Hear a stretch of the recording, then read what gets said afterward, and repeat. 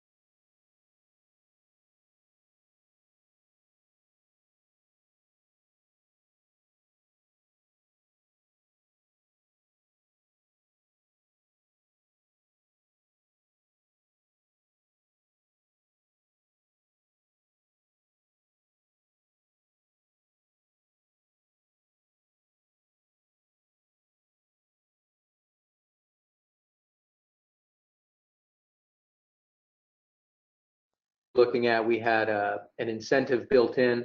In that case, it was a property tax rebate that we chose, and we can see that right here. We've plugged in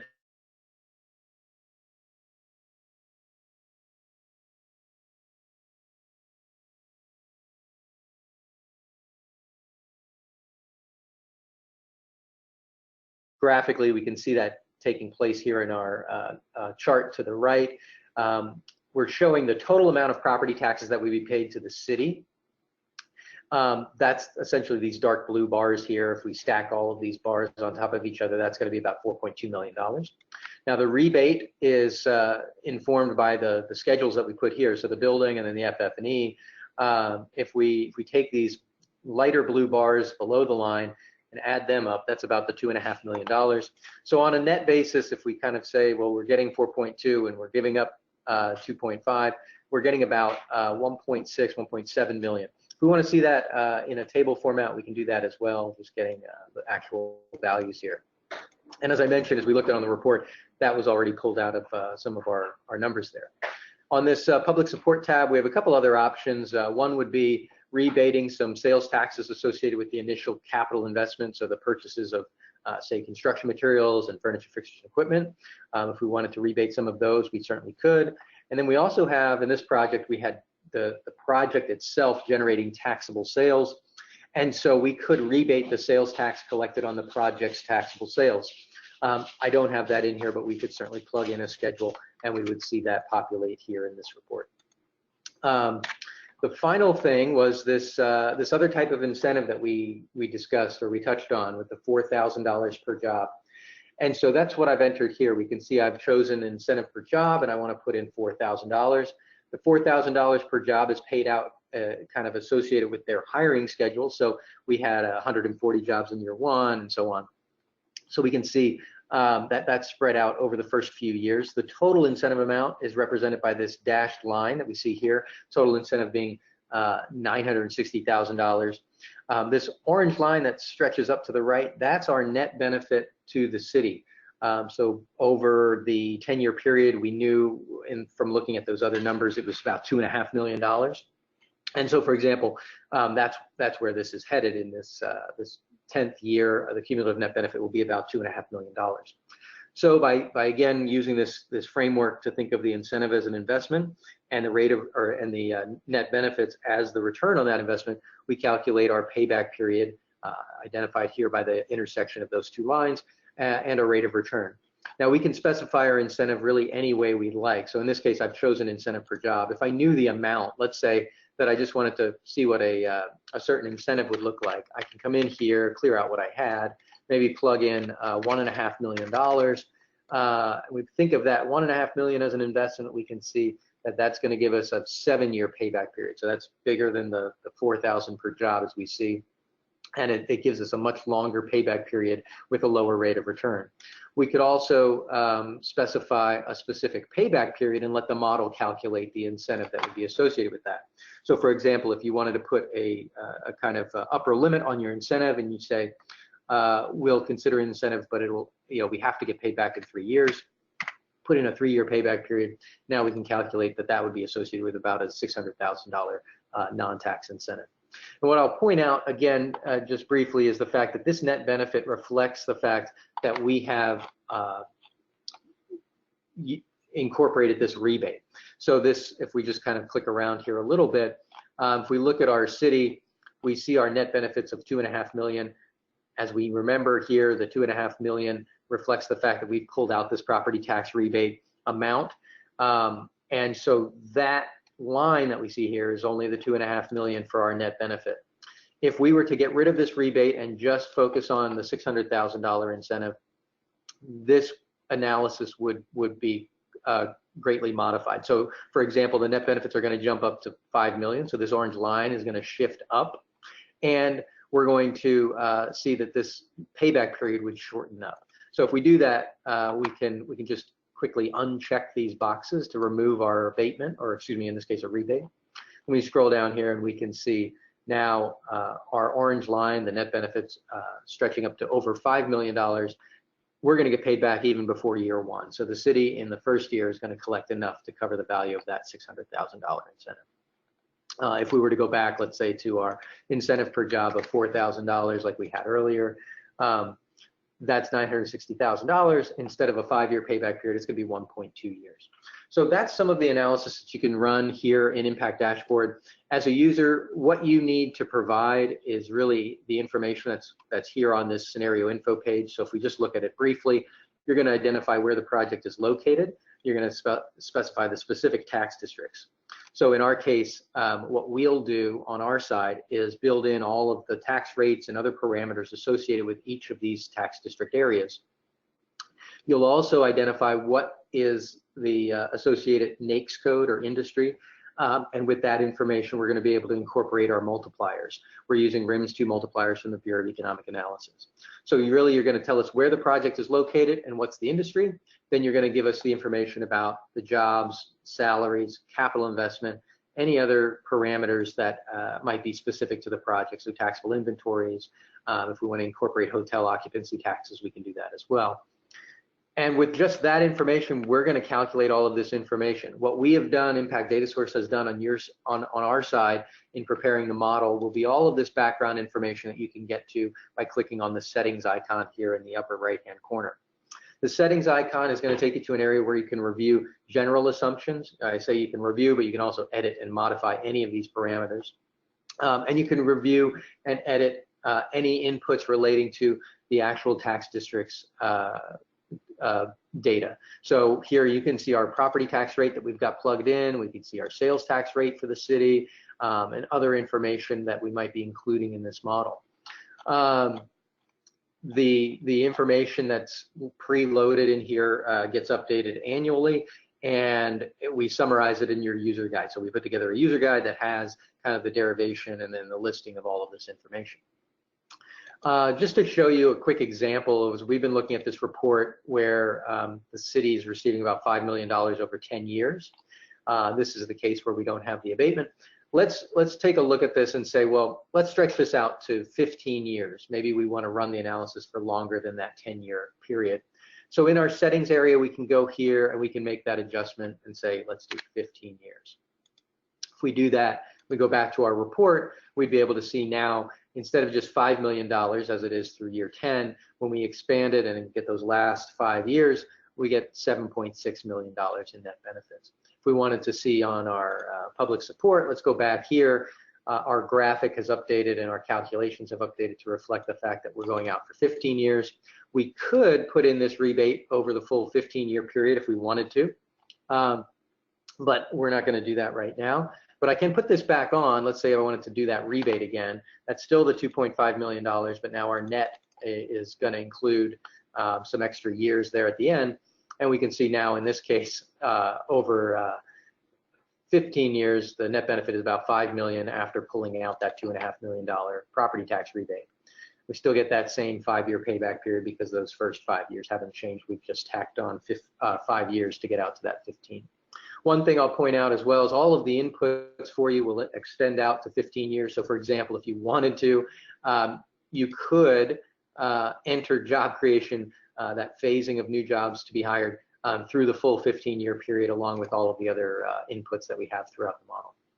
So that's kind of showing a lot of different things here on this particular scenario, but to give you a sense of how Impact Dashboard is laid out overall, I'm going to close out of this scenario and we're going to go back to an area that's specific to this project ZIP, because what economic developers or what you're going to be doing in most cases is kind of running through a couple different iterations of a project. And so we've just been looking at this original data, 10-year abatement, 4,000 per job, but you might want to run other scenarios. And so that's what we allow you to do here on this project control center. We can see a list of the various scenarios that I've created. If I want to create a new scenario, either starting from where I've left off on another one, it's just as easy as clicking copy here and then editing whatever minor tweaks you want to make. If you want to add a scenario, obviously you can just click add scenario and kind of start from scratch, so to speak. But we have this ability to preview our results. So right now, this is our City of Arlington, $5 million. That was this project we were just or the scenario we were just looking at. If we wanted to see what this scenario was, this was one that was still at 10 years. But we had fewer jobs, as we can see, only 140. We have another option here as well with that we can see if we click on these previews. So this is really kind of that concept of doing like a file save as and getting different iterations to really fine tune and evaluate your project. The other things that you can apply on this project control center would be to apply tags to the project. In this case, I've used a tag to indicate which projects are associated with fiscal year 2019, for example. And this project happens to be a headquarters, so I've got an HQ tag for that. We've got an area where we can upload documents as well. And so in this case, I've uploaded a draft economic development agreement to keep kind of coordinated and associated with this project. You can upload any type of file that you'd like here, whether it's information that the company may have provided or their hiring schedule or something like that. Any type of document can be uploaded. So we started, when we looked at the model, we were kind of at the deepest point. We were looking at an individual scenario and making changes there. Then we took a step out and we're looking at this project control center. So all of the different scenarios associated with one project. And now we'll take one more step out and we're going to look at a list of all of our projects. So here, by going back out to our active projects, we can see this tile view list of all of our projects. We scroll down, we can see all the various projects we've got in here. And we can see even this project zip that we were just looking at. We've got our 3 scenarios. You can see the tags are listed on this tile. So lots of good information to help us identify which project we were working on or which one this represents. We're on a tab called Active. This is the place for all of our active projects. We have a couple other categories that we can click on here. So for the different outcomes, we can categorize these projects. So if we have a project that we've identified and that stands out as a project that we've won or a project that we've lost, we can do that. And if we need to have projects archived, we can do that as well. So if I click here, I can see this is a project that I've categorized as a won project, lost projects, I don't have any there, and then our archive. We can also click to all just to find all of them with a little status icon as we want. Now we've been looking at this in our tile view. If you prefer to look at it as a list, you can do that as well. Same information, but obviously just in a list view. If you're searching for a project, you can kind of filter by tags. For example, if you want all your fiscal year 2019 in the downtown area, we can see, okay, those are my 3 right there. If I wanted to search by text, I can just start typing some words and we can find the particular one there. So the idea with Impact Dashboard ultimately is to allow you to evaluate multiple scenarios and model all the different types of impacts that an economic development project may bring for you. As I mentioned before, we will do the research to set the model up for you, including which tax districts should be included and what are all the research that goes into putting those tax districts together for you. Then throughout the year, we're available for support or questions. So if you've run an analysis and you're not quite sure, the results look funny and you want to just talk about it, we can get on a GoToMeeting or just a phone call and take a look at a particular project. If you've got a new project that you're not quite sure how to enter or how to run, you can give us a call and we'll walk you through kind of how to handle maybe a unique case. We are recording this, so we'll send out a video of this to everyone following this tomorrow. If you have any questions, feel free either to reach out to me directly. If you have a question that you want to ask right now, you can feel free to do so in the GoToWebinar dialog box there. But if you have more specific questions, you want to reach out to me directly. It's just paul@impactdatasource.com for any types of questions. I think that's pretty much everything I wanted to show. I'm trying to think if there's anything. We talked about, I'll do one just kind of real basic. I'll create a brand new project. So let's call this Project August. And I'll hit create and we'll go into our project control center. In this case, it's completely blank. We don't have any scenarios. There are 2 different ways to get data into the model. There's going to be an option of just clicking add scenario and we just type the information in, so the jobs and the salaries and so forth. The other way would be to make a request. So this would allow us to request the data from a prospect. So in this way, we can send an email, we can put the email of the prospect here, and then we can modify this email message if we want to, and then we hit send. When we send that email, it's going to send out an email to our contact here. It's also going to copy me as the person who sent it. And the person that receives that email is going to also get a link in that email to fill out a data form. That data form, if we want to just get a preview of that, I'll take a quick minute to do that. So the previewing this data form is going to look exactly like what the prospect would see. So instead of being able to see all the calculations and seeing how much revenue everyone's going to get, the prospect, when they're asked for this information through the data request, is really only being asked for the information, and there's no calculations available for them to actually see. So these are the same inputs that we essentially had access to. We were entering on that left side of the scenario info screen. We have one extra field here for background, where the prospect can give us any kind of extra background that would be helpful in reviewing the project. They have the ability to hit send right away. So if they fill it all out in one shot, they can hit send. Otherwise, they can hit save and come back later if they need to kind of go gather more information. We can see in this example, it's got my branding on it, so to speak. This is my demo account, but this would have our client's logo, and this would have logos, our client's contact information and name of the organization. Again, this is kind of a test account for me. That's pretty much everything I wanted to run through. The method for just clicking add scenario is going to take you through these input fields one at a time, first asking you for a description of the project and the name of the scenario. Then you identify where the project is located through these tax districts and identify the industry like we've talked about. I think that's it for me. If you have any questions, I don't see any questions in the GoToWebinar, so feel free to reach out if you have questions later, or if you want to get a quote for Impact Dashboard. Essentially, it's provided on an annual subscription basis. You can run as many projects and as many scenarios as you want throughout that time period, and we're available to support the model throughout the year. If you have any questions, again, feel free to reach out. Thanks for joining us here on Impact Dashboard Live. Thanks.